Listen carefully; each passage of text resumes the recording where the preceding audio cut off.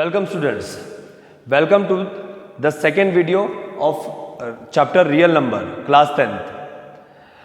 In this video we will discuss how to use Euclid division lemma to prove certain type of question. ठीक है, to prove using Euclid division lemma to prove certain type of question. For this, first I am solving question number 2 of your NCERT exercise 1.1. Question number 2. The question is written on the board.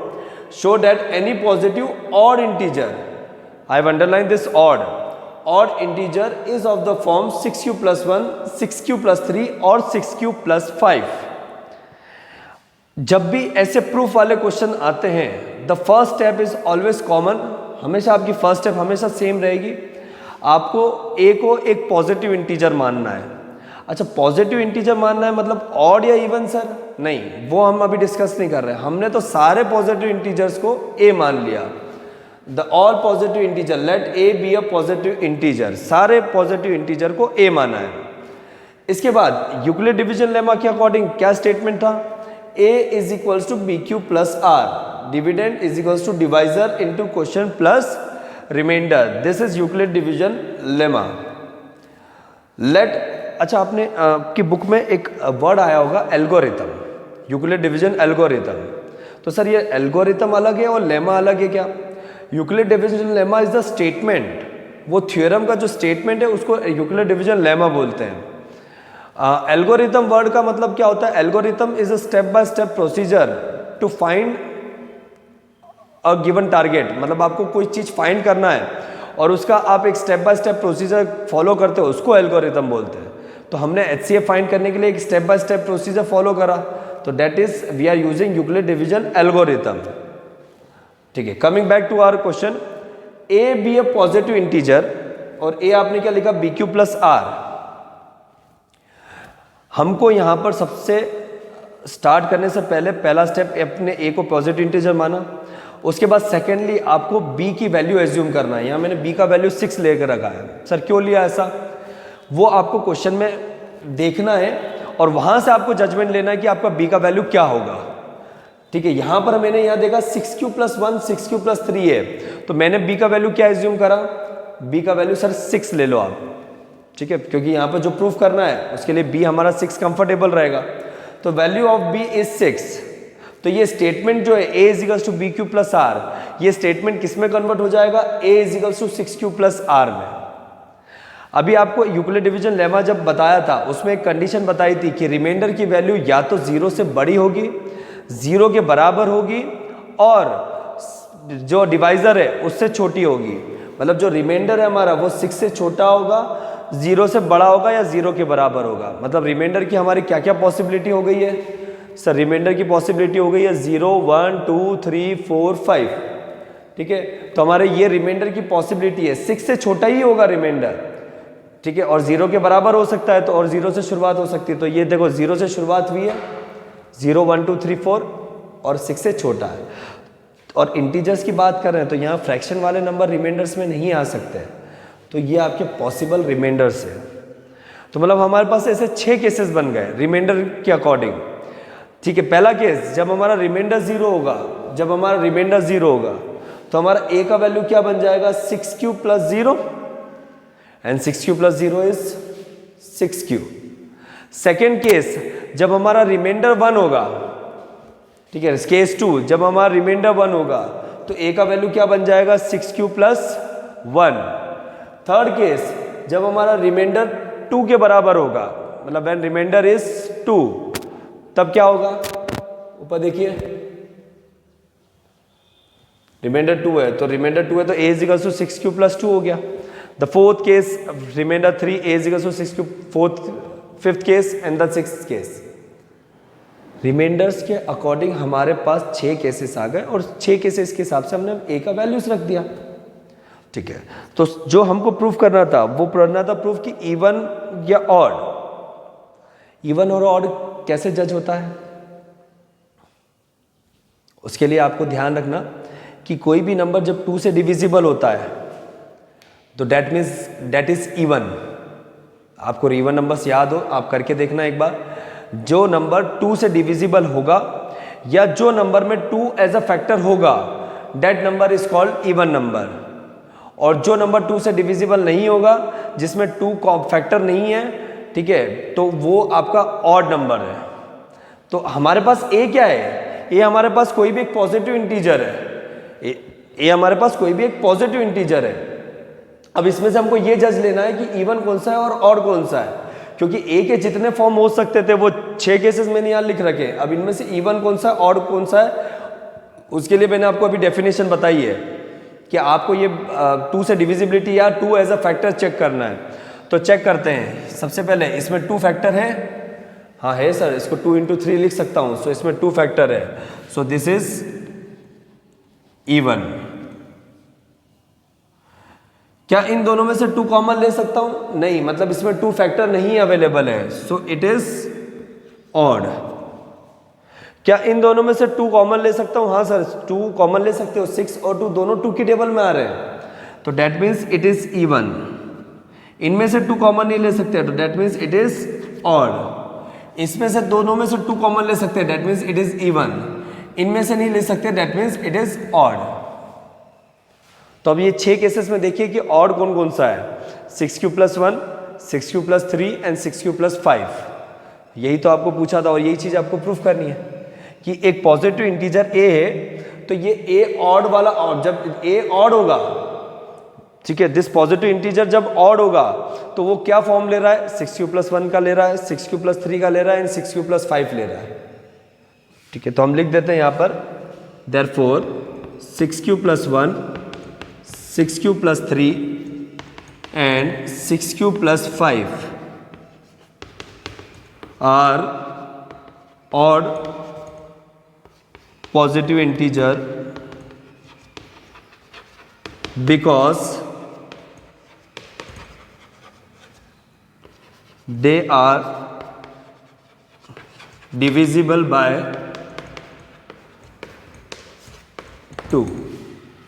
या तो divisible by 2 लिखो, या फिर आप लिख सकते हो इसमें कि because they have 2 as a factor. So this is question number 2nd।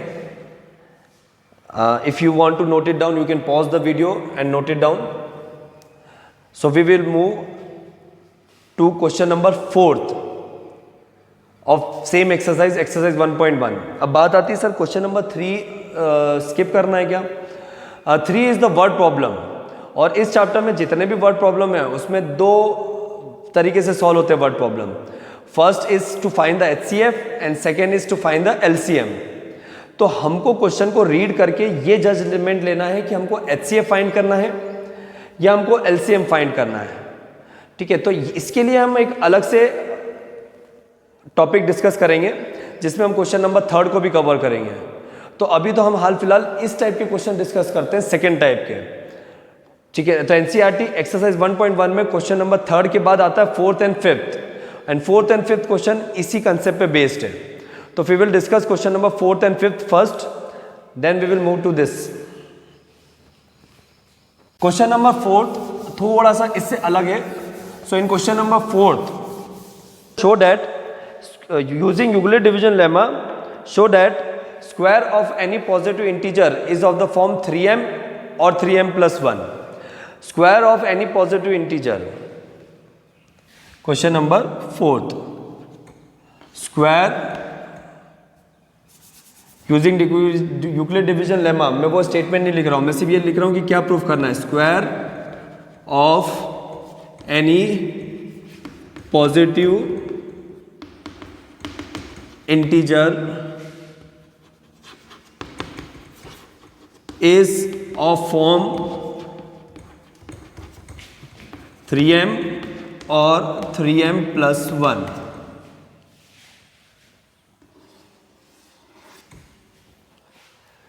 Square word को सर्कल करा है, मतलब दैट मीन्स आपको जब आप सॉल्व करोगे तो इस स्क्वायर वर्ड का को ध्यान रखना है आपको, इसलिए सर्कल पहले से ही कर दिया। ठीक है, प्रोसीजर क्या है? प्रोसीजर सेम है, सॉल्यूशन सेम प्रोसीजर। लेट, पहला स्टेप वही फिक्स है, let a be a positive integer। A हमारा अभी भी पॉजिटिव इंटीजर है, ठीक है, positive integer, even odd square square अभी कुछ भी अप्लाई नहीं करा हमने। A is simply a positive integer where a is equals to b Q plus r. Second step, you have to assume the value of b. तो late b is equals to, हमको b का value assume करना है। मैंने आपको बताया था question में देख के आपको जजमेंट लेना है। देखो यहाँ पर कहीं ना कहीं 3m प्लस 1 है, so I will take the value of b as 3। So statement बदल जाएगा, a is equals to 3q plus r. तो रिमाइंडर की क्या कंडीशन होगी सर? रिमाइंडर होगा 3 से छोटा और 0 से बड़ा एंड 0 के बराबर। Sorry, reminder will be 0, 1, 2। कितने केसेस बनेंगे? अब यहां पर 3 केसेस बनेंगे। Case 1, when r is equals to 0। Case 1, when remainder is equals to 0। तो हमारा a का वैल्यू जो है, a value of a will become plus 0, that means 3q। यहां तक तो नॉर्मल हम लोगों का जो प्रीवियस क्वेश्चन था वहां तक यही चला। अब आगे जो हमको है ना, उस सर्कल वाले वर्ड पे ध्यान देना, स्क्वायर। मतलब आपको पॉजिटिव इंटीजर को शो नहीं करना है, ये पॉजिटिव इंटीजर है, इसको शो नहीं करना है। इस पॉजिटिव इंटीजर का जो स्क्वायर है, वो स्क्वायर करने के बाद ये फॉर्म लेगा, ये शो करना है आपको। तो अभी स्क्वायर नहीं करा है, तो हम क्या करेंगे? Squaring both side. जब हम दोनों तरफ इसको स्क्वायर करेंगे तो this will become a square and 3q का whole square. So it will become a square, 3 का स्क्वायर 9, q का स्क्वायर q स्क्वायर। सर अभी भी सर स्क्वायर करने के बाद ये तो 9q स्क्वायर आ रहा है, हमको तो या तो 3m या 3m प्लस 1 का फॉर्म आना चाहिए था। तो बना सकते हैं हमको डायरेक्टली नहीं आ रहा है, बट इसको 3m या 3m प्लस 1 का फॉर्म को हम बना सकते हैं। कैसे sir? a square is equals to, I can write 3 into 3q square, because 3 3 is 9। Therefore a square is equals to 3m। Sir m कहां से आया? Where m is equals to 3q square. अब ये कंफ्यूजन होता है, sir m आया कैसे और आपने 3q स्क्वायर को m क्यों लिखा? आप अगर क्वेश्चन को ध्यान से पढ़ेंगे तो आखिरी लाइन में, लास्ट लाइन में आपको ये लिखा है m is any integer. m कोई भी एक इंटीजर है। तो देखिए यहां पर जब आपने ऐसा लिखा है तो 3q स्क्वायर भी तो एक इंटीजर है। q एक इंटीजर है, इंटीजर का स्क्वायर करने पे इंटीजर आएगा और इंटीजर को इंटीजर से मल्टीप्लाई करने पे भी इंटीजर ही तो आता है। तो that means it is also an integer. तो m इज एनी इंटीजर, तो हमने इसी चीज को इंटीजर मान लिया ना। तो I M replacing this by m। सो ये किसी भी नंबर का स्क्वायर करने पे 3m, 3 into some integer, 3 into some integer का फॉर्म ले रहा है। तो मतलब मेरा 3m प्लस प्रूफ हो गया। बट अभी हमारा पूरा केसेस डिस्कस नहीं हुए। हो सकता है दूसरे केस में 3m का फॉर्म या 3m प्लस 1 का फॉर्म ना ले, तो हमको चेक करना पड़ेगा। तो लेट अस टेक केस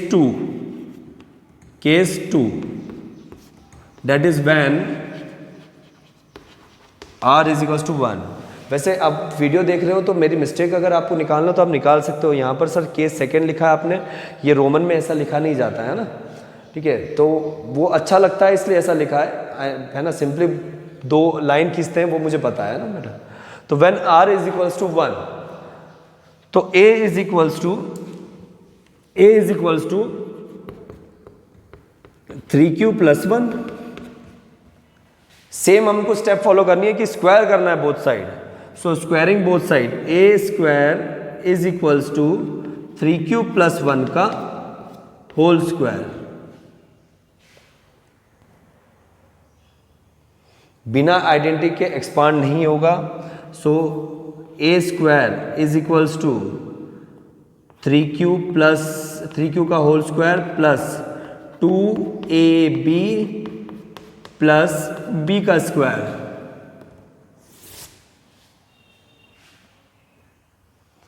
है ना, expanding bye using a plus b का whole square identity. So a square plus 2ab plus b square. So this a square will become 9q square plus 2 3 ज़ा 6q plus 1 square is 1। Sir ये तो बहुत ही अलग दिखाई दे रहा sir, ये हमारा 3m + 1 या 3m के फॉर्म में नहीं दिखाई दे रहा। We have to make it, let's take common from both this first two terms. इन दोनों में से हम 3 कॉमन ले सकते हैं, बन जाएगा ये 3q स्क्वायर प्लस 3 की टेबल में 6 2 टाइम्स आता है एंड 2q। अब बच्चे बोलते हैं कि सर आप q भी तो कॉमन ले सकते थे, बट मुझे ज़रूरत जिस चीज़ की है, मुझे जैसा बनाना है मैं वैसे वर्कआउट करूँगा। तो यहाँ पर अब बना रहा, अब देखिए ये बन जाएगा 3m + 1।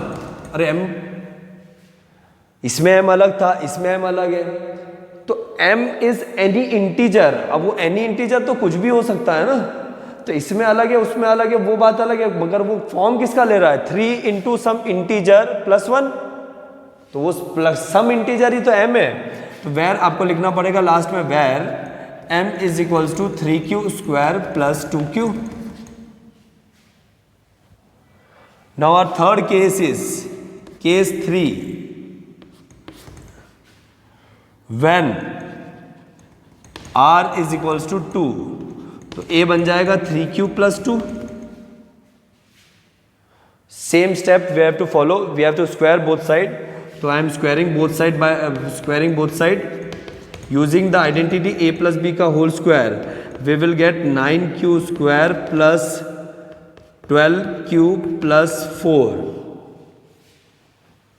स्लाइटली डिफरेंट क्वेश्चन, इसमें प्रॉब्लम आएगी 3m और 3m + 1 के बनाने के लिए। क्यों, इन दोनों में से अगर 3 है कॉमन लिया तो +4 है, बट कि यहाँ पर +1 है। इन तीनों में से 3 कॉमन नहीं आएगा, मतलब ना तो 3m का फॉर्म ले रहा है डायरेक्टली, ना तो 3m + 1 का ले रहा है।